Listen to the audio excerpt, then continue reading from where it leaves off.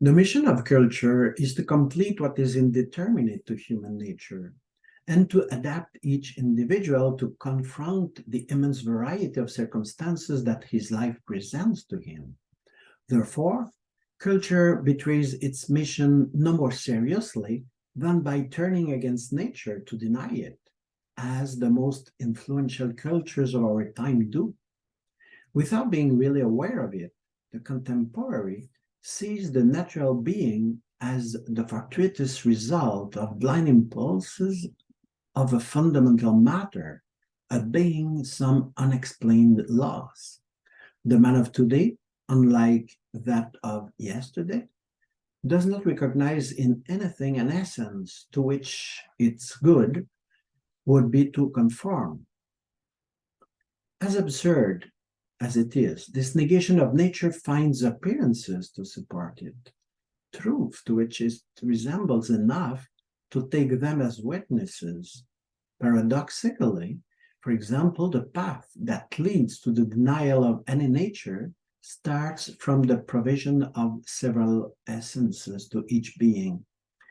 Each one, in fact, possesses a single essence, and this one fixes it what its good consists of, which is to respect it, while all its evil lies in what attacks its essence. Also, recognizing to something several essences quickly leads to no longer distinguishing which good would ensure its perfection.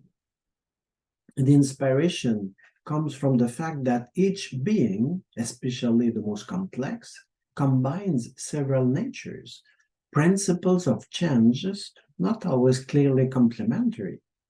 Man, the most obvious example, possesses his human nature. The latter, characterized by reason, inclines him to seek in truth his greatest good. Under his human nature, however, he already has an animal nature, characterized by sensitive senses and appetites. This one inclines him to the pleasure and comfort of his body. Again, under it, he displays a vegetal nature, which inclines him to feed, grow, and reproduce for his earthly, healthy survival. Still more fundamentally, he has a bodily nature with its sensitive qualities, a weight, a balance of hydration and dryness, which tilt it downwards among other inclinations. Nature orders all these inclinations to the greater good of man, discovery and contemplation of the truth that perfects his reason. But this order does not always appear with evidence. When man falls, for example, because of his bodily nature, it seems to compromise his physical integrity. Similarly, when his animal nature leads him to abuse the pleasures of food and drink, and when, on the contrary, his human nature leads him to fast in order to think longer and more clearly, his health may be compromised.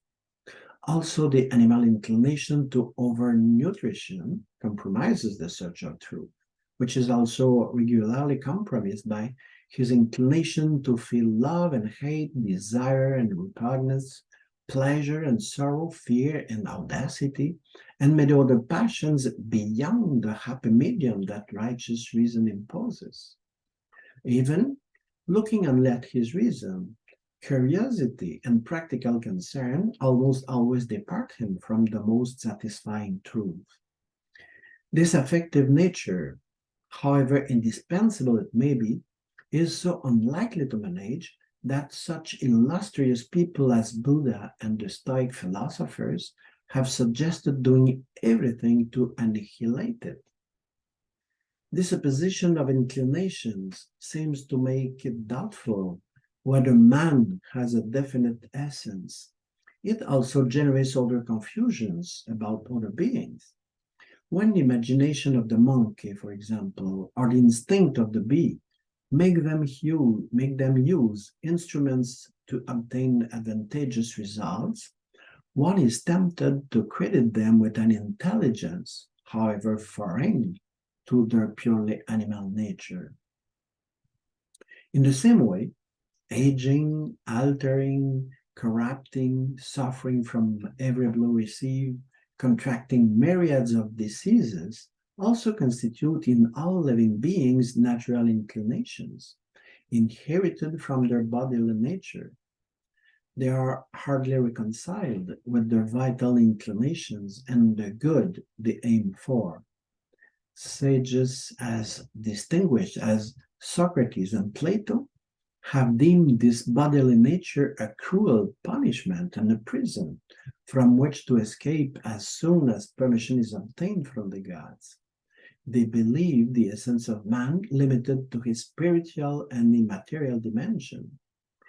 Moreover, looking at non-living natural beings, water, air, metals, it is difficult to imagine any situation that wouldn't be indifferent to them, assuming for them a good and an evil, a preference for the high or the low, the wet or the dry, in the manner of the ancients, seems to be myth. Faced with such difficulty in reconciling the variety of natural inclinations with a definite good for each being, it is understandable that some thinkers are tempted to deny any essence and any defined nature.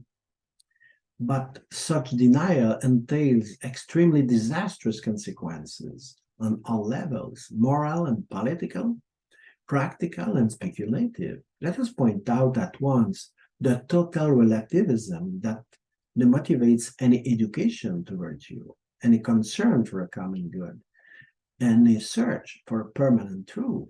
Because if everything is relative, there is no truth.